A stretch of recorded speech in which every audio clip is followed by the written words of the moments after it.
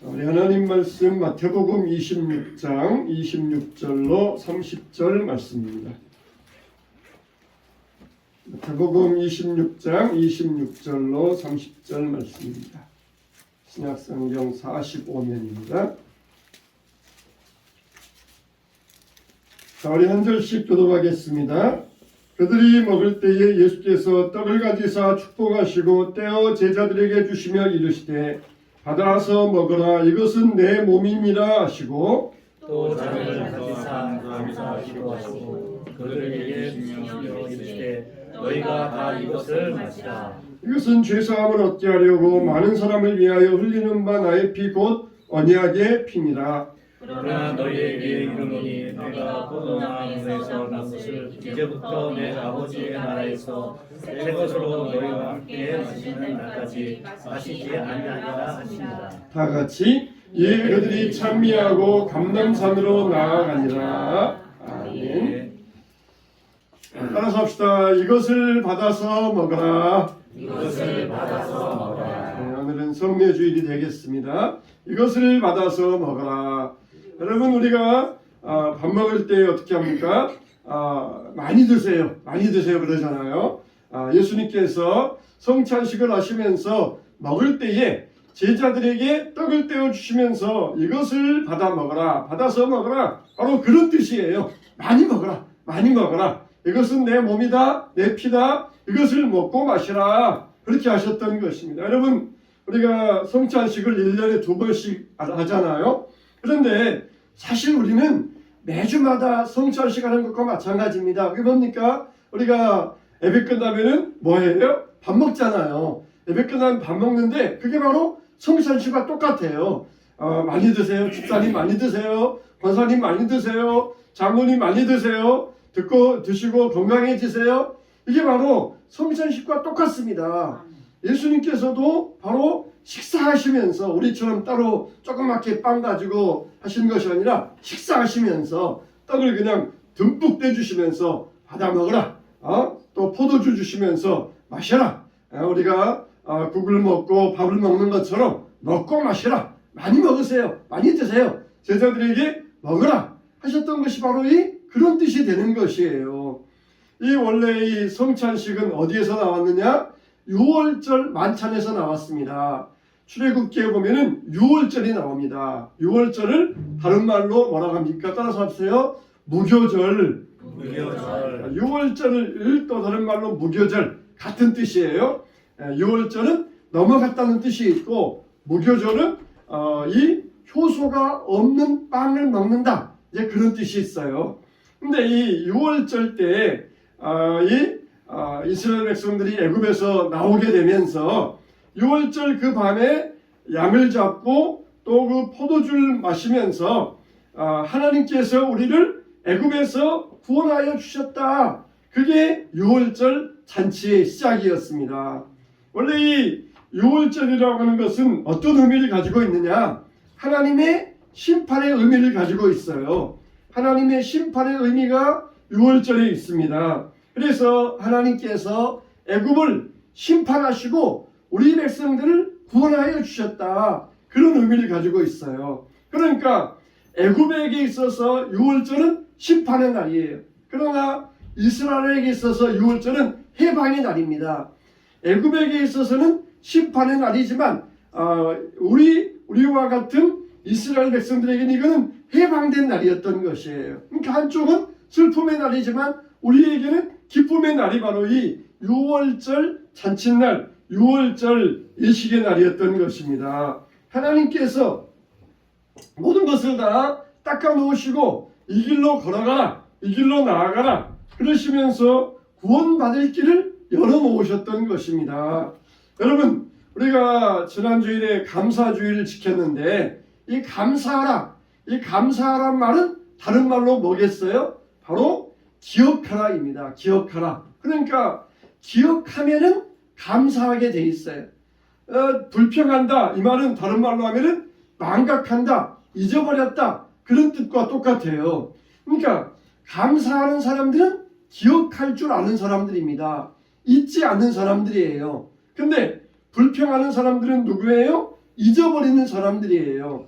하나님께서 벌써 4,000년 전에 있었던 유월절 이 예식을 지금까지도 이어오게 하시면서 이스라엘 백성들에게 지키게 하신 것은 감사라는 거예요. 하나님이 너희들을 애굽의 압제에서 건져내 주신 그 은혜 잊지 말고 기억하고 감사하라는 것이에요. 2000년 전에 예수님께서 유월절 만찬을 행하시면서 내 떡을 먹으라, 내 몸을 먹으라, 내 피를 마시라 그렇게 하시면서 하셨던 것도 잊지 말라는 것입니다. 우리가 신앙생활하면서 불평하고 불만하는 것은 다 어디에서 나오느냐? 하나님의 은혜를 까먹었기 때문이에요.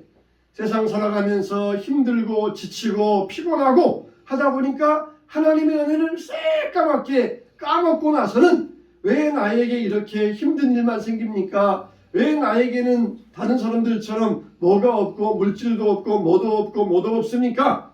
그렇게 불평하는 이유는 하나님이 자기들을 구원하신 그 은혜를 까먹었기 때문에 까맣게 잊어버렸기 때문에 하나님께 불평하고 원망한다는 것이에요. 우리는 잊어서는 안 됩니다. 기억해야 됩니다. 4천 전에 있었던 애굽에서 해방도 잊지 말고 기억하라 그러시면서 싱크하라 이 말은 땡큐하라 잊지 말고 감사하라 하셨던 하나님. 우리는 하나님의 은혜를 절대로 잊지 말고 감사해야 돼요. 감사할 수 있어야 됩니다. 이 6월절 날은 원래 이스라엘 백성들은 4컵의 포도주를 마셨어요. 컵을 가지고 4번이나 마셨습니다. 그게 한 번마다 의미가 있는데 첫째 의미는 뭐냐? 애굽에서 해방시켜 주셨던 것 감사. 두 번째 의미는 뭐냐? 노예에서 해방하여 주신 것 감사. 세 번째는 뭐냐? 우리를 영적으로 구원하여 주신 것 감사. 네 번째는 뭐냐? 하나님의 자녀가 된 것 감사. 이렇게 한 잔 한 잔 마실 때마다 애굽에서 해방하여 주셔서 감사합니다. 노예에서 해방하여 주셔서 감사합니다. 영적으로 구원해 주셔서 감사합니다. 하나님의 자녀가 되게 해주셔서 감사합니다. 그렇게 하였던 것이. 그러면서 삥 둘러 앉아가지고 6월절 만찬을 행하였습니다. 같이 우리가 정겹게 겨울에 따뜻한데 온돌방에 앉아가지고 서로 이제 음식을 나눠 먹는 것처럼 그러니 아름다운 자리가 6월절 잔치 자리였어요. 그런데 예수님께서 이와 같이 아주 화기애애하게 화목하게 떡을 나눠주시면서 그래 많이 먹어야 돼 그러면서 이렇게 아주 그냥 화기애애하게 나눠주는 그런 자리였었는데 예수님은 마냥 그렇게 기분이 좋지만은 않으셨어요. 왜 그렇습니까? 가룟 유다 때문에. 자기를 팔려고 하는 가룟 유다가 그 자리에 앉아 있었어요. 예수님께서 식사하기 전에 미리 경고하셨습니다. 너희 중에 한 명이 나를 팔 것이다. 미리 경고하셨어요. 그 뜻은 뭡니까? 지금이라도 회개하라는 거예요. 지금이라도 회개해서 지옥 가지 말라는 것입니다. 예수님을 3년 동안이나 따라다니면서 말씀 듣고 은혜 받고 병도 고치고 기적도 체험하고 얼마나 놀라운 경험을 한 사람입니까? 그런데 이제는 예수님을 팔려는 마귀에 노릇하고 있는 사람이 12명 가운데 있다는 것이에요. 지금이라도 회개하라. 지금이라도 돌이키고 지금이라도 잘못을 뉘우치고 돌아오면은 용서해 주겠다. 그래서 미리 경고하셨던 것입니다. 그러나 끝까지 가룟 유다는 회개하지 않았어요. 포도주를 찍어가지고 빵을 주면서 내가 주는 자가 나를 팔자라. 그렇게까지 예수님께서 콕 집어서 말씀하셨는데도 가룟 유다는 끝까지 회개하지 아니하고 떡을 받고 나가니 밤이 되라 그랬어요. 떡을 받고 밖에 딱 나가니까 밖에는 칠흑 같은 어둠이 있었어요. 그게 바로 유다의 앞길을 이야기합니다. 유다의 앞길은 이제는 밤밖에 없다. 어둠밖에 없다. 결국은 지옥의 어둠이 그를 기다리고 있다. 그걸 성경에서 상징적으로 보여주셨던 것입니다. 여러분들 앞에는 어떤 길입니까? 우리는 빛 대신 구원 대신 예수님 앞에 나왔어요. 여러분은 항상 광명의 길, 빛의 길을 걸어가시기를 축원합니다. 가룟 유다는 나갔더니 밤이더라. 그에는 어둠밖에 없었어요. 예수님 떠나면은 밤이에요. 예수님 앞에 있으면은, 예수님 나오면은 빛이고 구원이지만 예수님 떠나면은 어둠밖에 없습니다. 자, 이렇게 예수님은 괴로운 마음을 가지고 성찬식을 하시면서 이것을 먹어라, 나눠 먹어라 그러면서 포도주를 주시고 떡을 주셨던 것입니다. 어느 단체에서 우리는 조그만 이 잔을 가지고 포도주를 마시는데, 어느 단체에서는 큰 그릇 같은 것에다가 이 포도주 혹은 포도주스를 담아서 서로 돌아가면서 마셔요. 그래서 그걸 마시게 하고 또 옆 사람 마시게 하고 그렇게 하는데, 마신 다음에 또 수건으로 싹 닦아주잖아요. 이제 제가 청년 때 그런 단체에 나아가서 성찬식 했었는데 처음 보니까 아주 또 굉장히 신선한 기분이 들었어요. 그렇지만은 이것도 역시 마찬가지입니다. 다 상징이에요. 다 이게 성경적으로 한다고 그러지만은, 그러면 어떻습니까? 왜 또 수건을 닦아줘요? 그냥 마시고 마셔야 되는데, 다 이게 다 마찬가지예요. 우리가 작은 컵을 마시든지 거기에 의미가 중요한 것이지 어떤 형식이 중요한 것은 절대 아니에요. 우리는 이미 주일 예배 마치고 애찬 나누면서 이게 바로 서로의 성도의 사랑을 나누고 많이 드세요 그러면서 바로 예수님의 성찬에 다 참여하는 것과 마찬가지 뜻이 되는 것입니다. 특히 예수님께서 서로 나눠주시면서 먹으라 마시라 하시면서 먹고 마시라고 할 때 이것이 내 살이니 내 피니 먹고 마시라, 그렇게 예수님께서 제자들에게 명령하셨던 것입니다. 요한복음에 보면은 이 말씀을 하실 때에 두 파로 나눠져요.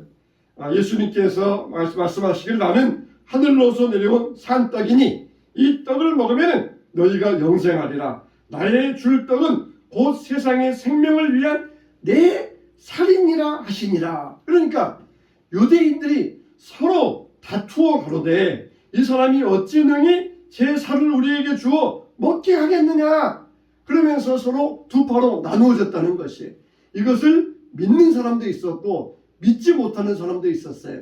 오늘 우리 같으면 그래도 하나님 말씀이 잘 이해가 안 돼도 목사님께서 무슨 뜻을 가지고 이 말씀을 하셨겠지 하면서 그래도 끝까지 자리에 앉아 있잖아요. 근데 예수님 당시 유대인들은 안 그랬었어요. 믿을만 하면은 끝까지 남았고 자기들이 못 깨닫고 이해가 안 되면은 가버렸던 것이에요. 예수님께서 그들에게 먹을 것도 주시고 병도 고쳐주시고 죽은 자도 살려주시고 얼마나 놀라운 일을 하셨습니까?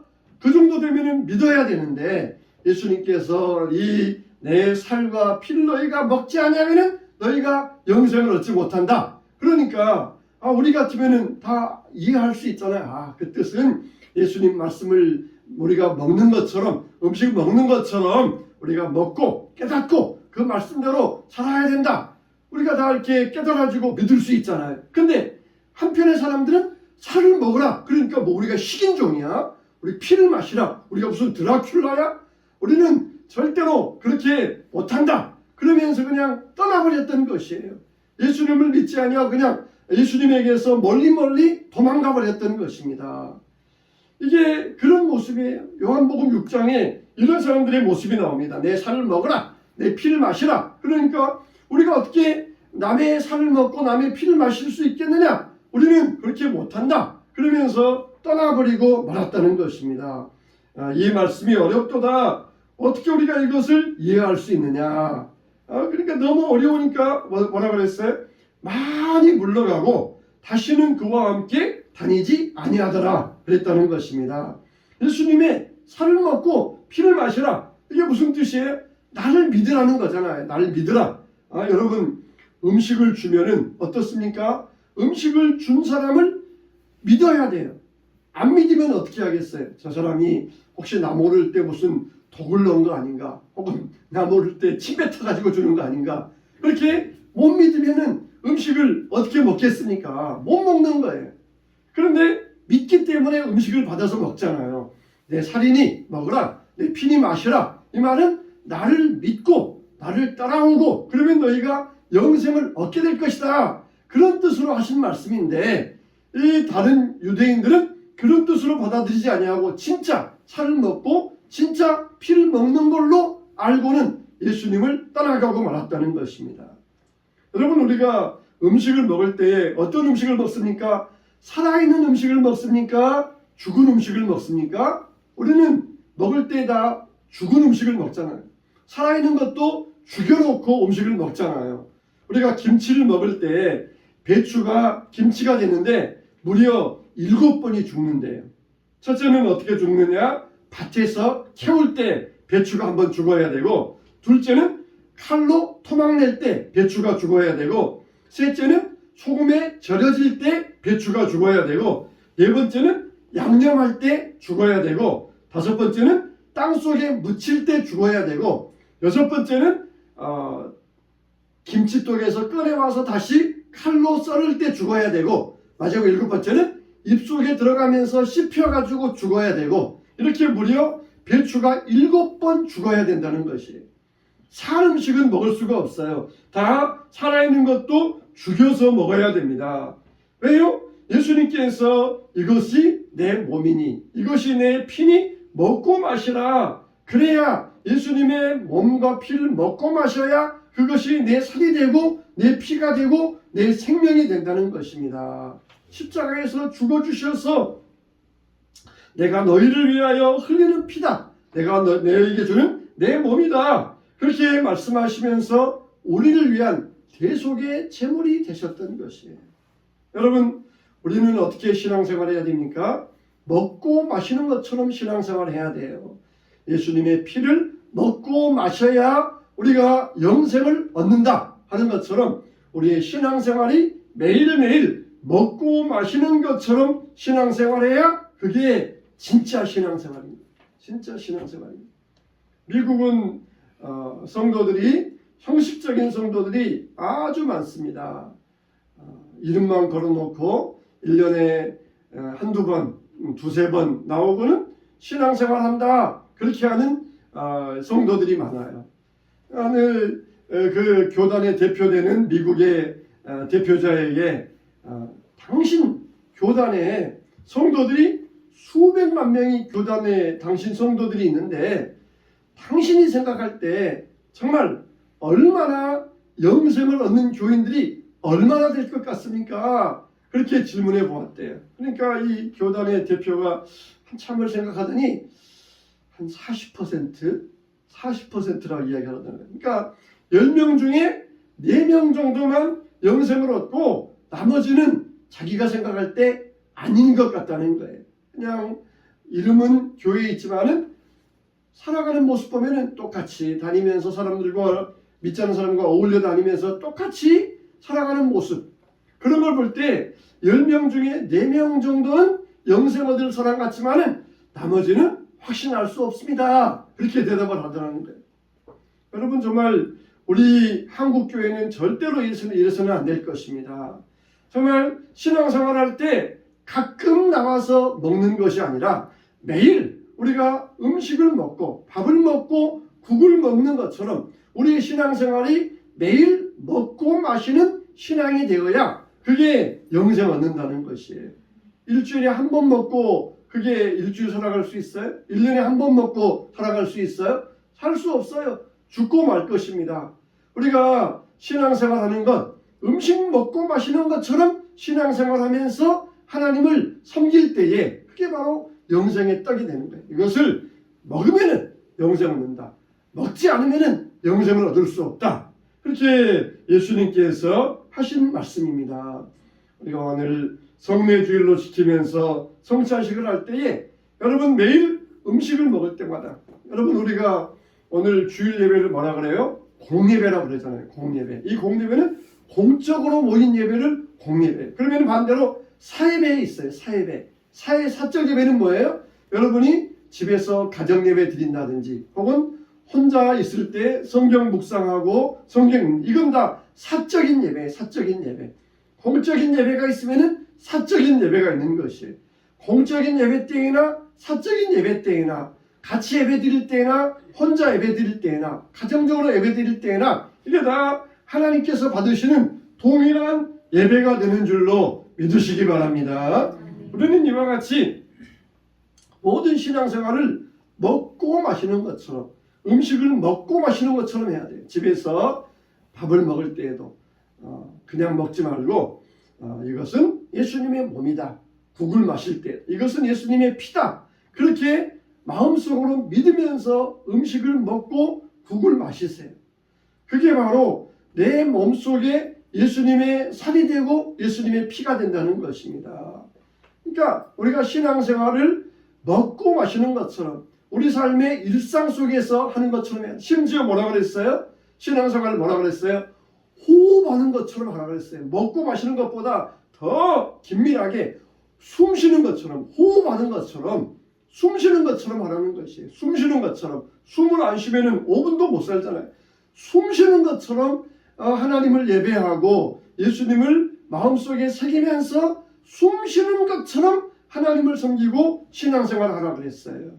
그런데 새까맣게 그냥 멀리 있다가 가끔 하고 그렇게 하면 우리가 영생 얻기가 얼마나 어려워지겠습니까? 먹으라.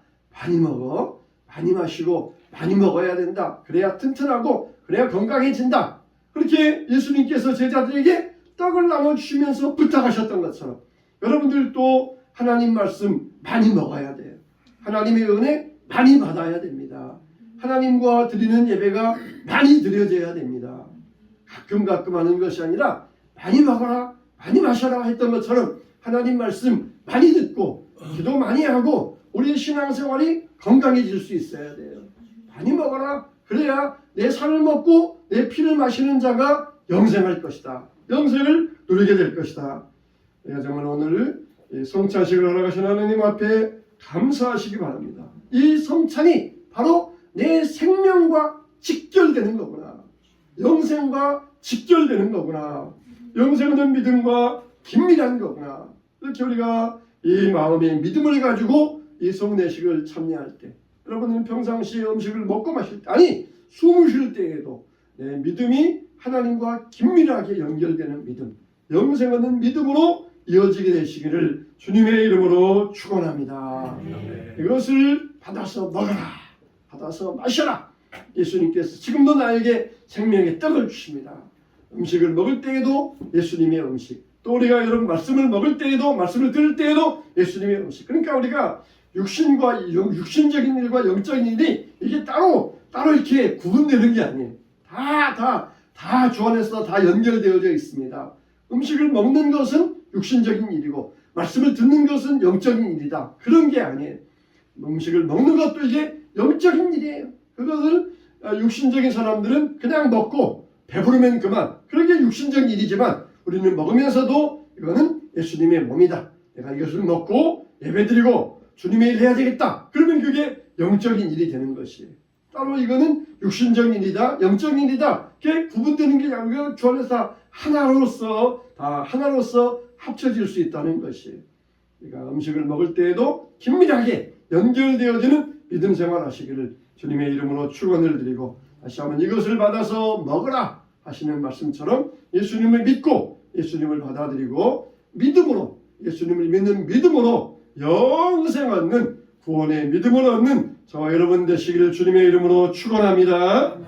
축원합니다.